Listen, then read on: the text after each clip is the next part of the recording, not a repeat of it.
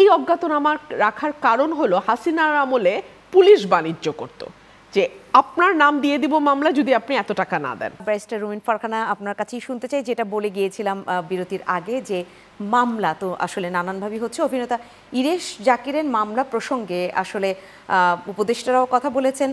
সেক্ষেত্রে আমি একটু প্রথমে সংস্কৃতি বিষয়ক যে উপদেষ্টা রয়েছেন তিনি বলেছেন যে মামলা তো রাষ্ট্র করেনি, মামলা করেছে অন্য একজন। নতুন বাংলাদেশে সবারই মামলা করার অধিকার রয়েছে, কেউ কেউ সেই স্বাধীনতার অপব্যবহারও করছে।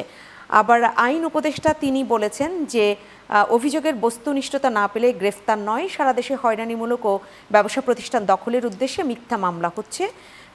এই যখন কথাগুলো আসে উপদেষ্টাদের তরফ থেকে, তখন তো আসলে মামলা নিয়ে একটা বিষয় দাঁড়ায় যে কার নামে কি মামলা হচ্ছে। সেই মামলা ধরে যদি তিনি নির্বাচনে অংশ নিতে পারবেন কি পারবেন না, বা গ্রেফতারি পরোয়ানা, এই বিষয়গুলো দাঁড়ায়, তাহলে সেটা যাচাই বাছাই কি এত সহজ হবে? গতকাল 27শে এপ্রিল প্রথম আলো একটা দীর্ঘ, বেশ অনেক দীর্ঘ একটা রিপোর্ট ছাপিয়েছে। সেটার হেডলাইনটা হচ্ছে জুলাই আন্দোলনের মামলা, ঢালাও আসামির নেপথ্যে বাণিজ্য বিদ্বেষ দ্বন্দ্ব।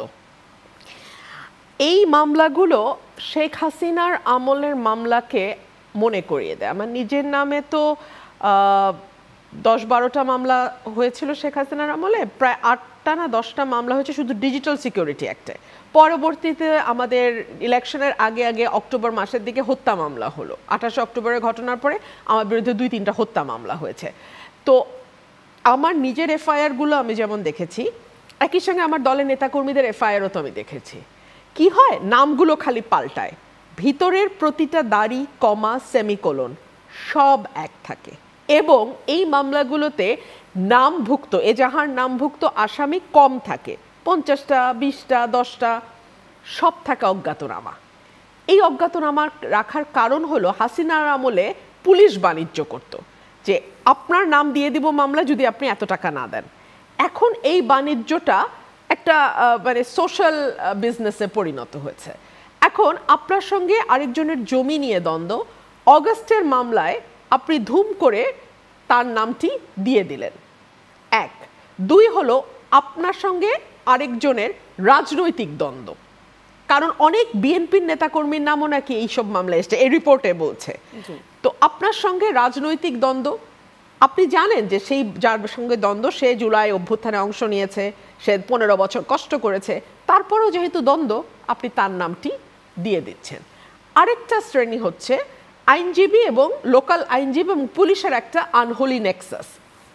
কি হয়, আপনার ওই যে থানা লেভেলে যে আইনজীবীরা থাকে, আমি মানে দুঃখিত, আমি একেবারে খোলামেলাভাবেই বলছি, তারা পুলিশের সঙ্গে মিলে একজনকে, যিনি এলাকায় ব্যবসা বাণিজ্য করে খাচ্ছেন হয়তো দীর্ঘ সময়, তিনি পলিটিক্যালি না, তিনি জুলাইয়ের সঙ্গেও কানেক্টেড না, তিনি হাসিনার সঙ্গেও কানেক্টেড না, তিনি ইউনূসের সঙ্গেও কানেক্টেড না, তিনি বিএনপির সঙ্গেও কানেক্টেড না, তিনি ব্যবসা করেন। তার নামটা, তাকে প্রথমে বলা হলো আপনি 50,000 টাকা দেন, না হলে আপনার নাম আমরা এফআইআরে দিব। হয় যদি সেই লোক দিয়ে দেয় তাহলে হয়তো এফআইআর থেকে তার নামটা দেয় না, বেঁচে গেল। আর যদি উনি জেদি প্রকৃতির হন, যে আমি তো কিছু করিনি, কেন আমার নাম দিবা, দিলে দাও, এরকম জেদি প্রকৃতির মানুষও বহু আছে, তাদের নামটা চলে যায় এফআইআরে। তখন কি হয় জানেন, তখন পুলিশ এবং বাদী মানে যে অনেক ক্ষেত্রেই যারা হয়তো লোকাল ইনফ্লুয়েন্সিয়াল, তারা ওই লোকের সাথে বার্গেন শুরু করে যে এজাহারে এসছে কিন্তু চার্জশিট থেকে নাম বাদ দিব, টাকা দাও। 2 হচ্ছে অনেক সময় দেখা যায় যে বাদী যারা খুব অনেস্ট মানুষ, যেমন একজনের উদাহরণ দিয়ে এখানে শুরু হয়েছে, সেই ভদ্রলোকের নাম কিশোরগঞ্জের দুলাল রবি দাস। উনি মারা গিয়েছেন হার্ট অ্যাটাকে, স্ট্রোক হয়েছিল বা এরকম কিছুতে। ওনার এই মৃত্যুটাকেও ক্যাপিটালাইজ করেছে এলাকায় যারা মামলাবাজ লোক, তারা এই মৃত্যুটাকে জুলাই অভ্যুত্থানের মৃত্যু বলে দাবি করে এক ধারে অনেকের নাম ঢুকিয়েছে। তো তার পরিবার তখন বলেছে যে এই মামলায়, মানে আমার ভাই মারা গেছেন স্ট্রোকে, এই মামলায় যাদেরকে আসামি করা হয়েছে তারা কেউ কোনোভাবে কানেক্টেড না। এরকম বহু মামলা আপনি পাবেন যেখানে হয়তো যিনি বাদী তিনি পরবর্তীতে গিয়ে বলছেন যে এই ব্যক্তি এই ব্যক্তি এই ব্যক্তি, ওদেরকে আমি চিনি না, আমি জানি না, পরবর্তীতে তাদের নাম অন্য কেউ ঢুকিয়েছে।